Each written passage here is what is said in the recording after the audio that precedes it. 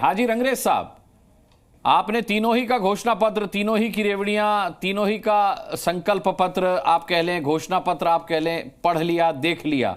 आपको क्या लगता है मुफ्त के इस मेन्यू में से जनता का पसंदीदा कौन सा रेस्टोरेंट रहने वाला है? किस पार्टी का रेस्टोरेंट जनता पसंद करेगी इस बार? देखिए, कांग्रेस तो दिल्ली में कहीं है नहीं। दिल्ली के में 15 में उनका कुछ नहीं रहा, फिर 20 में उनका कुछ नहीं रहा और 25 में भी कुछ होने वाला नहीं है। रही आम आदमी पार्टी। आम आदमी पार्टी ने कहा था कि हम घर नहीं लेंगे, हम गाड़ी नहीं लेंगे, हम सुरक्षा नहीं लेंगे, हम भ्रष्टाचार खत्म कर देंगे। तो जिस तरीके से भ्रष्टाचार के लिप्त में अरविंद केजरीवाल जी जेल गए, मनीष सिसोदिया डिप्टी सीएम जेल गए, संजय सिंह सांसद जो थे उनके वो जेल गए, स्वास्थ्य मंत्री जो उनके थे सत्येंद्र जैन जी वो जेल गए।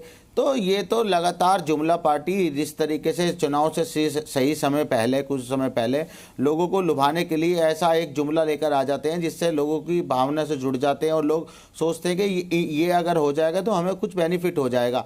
मगर दिल्ली की जनता को तो ये देखना पड़ेगा कि आप किस तरफ जा रहे हैं। और बीजेपी और आम आदमी पार्टी तो दोनों एक ही हैं, दोनों हकीकी भाई हैं और दोनों, वो बड़ा रिचार्ज है बीजेपी और कांग्रेस जो आम आदमी पार्टी जो है छोटा रिचार्ज है। कहने में और सुनने में जो थोड़ा जननी है, जो इनकी माँ है वो आरएसएस है। लेकिन इसका कोई आधार नहीं है, ये आप भी जानते हैं हाजी रंगरेज। नहीं, आधार क्यों नहीं है? आप अच्छा मैं बताता हूँ आधार कैसे है, आप समझिए। ये आम आदमी पार्टी जो है वहां पर गई हरियाणा में, वहां पर जाके बीजेपी को फायदा करा दिया, बीजेपी जीत गई। इन्होंने दिल्ली में क्या किया? दिल्ली में इन्होंने कांग्रेस ने, आम आदमी पार्टी ने गठबंधन इस बार आपकी पार्टी भी तो बीजेपी को फायदा कराएगी। इस बार आपकी पार्टी भी तो बीजेपी को फायदा कराएगी। नहीं, हमारी पार्टी किसी को फायदा और किसी को नुकसान पहुंचाने के लिए नहीं है। हम अपनी क़यादत को मजबूत करना चाहते हैं, मजलिस को घर घर तक पहुंचाना चाहते हैं, लोगों तक अपने जो लोग बेकसूर हैं, जिनके साथ पॉलिटिकल तरीके से न्याय दिलाएंगे, दंगे के आरोपियों को टिकट देकर, है ना?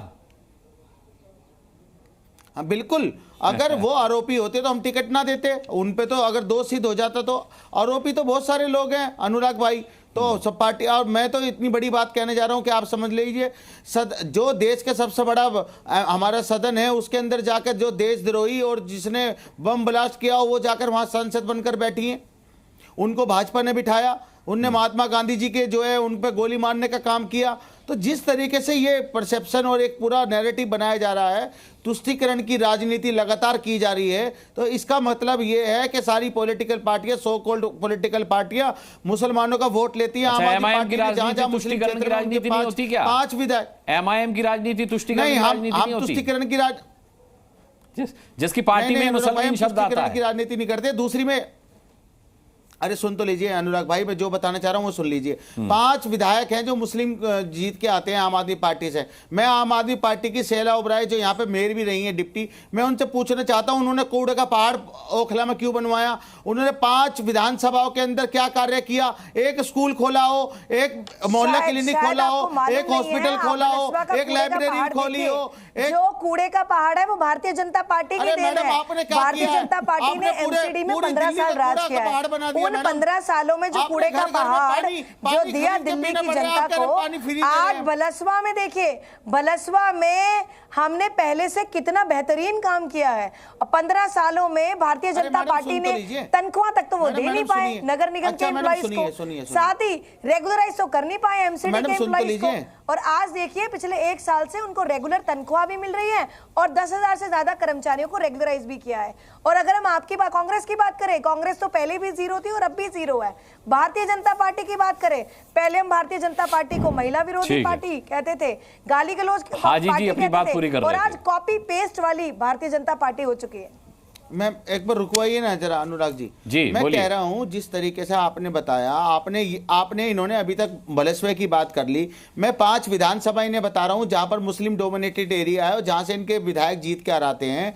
मैंने पूछा एक हॉस्पिटल का नाम बता दीजिए, एक मोहल्ला क्लिनिक का नाम बता दीजिए, एक लाइब्रेरी का नाम बता दीजिए, एक हॉस्पिटल का नाम बता दीजिए, एक कोई अच्छा स्कूल बनाया हो उसका नाम बता दीजिए। अरे बताइए ना मैडम, आप बताना नहीं चाह रही, आप इधर उधर घुमा रही हैं बात को।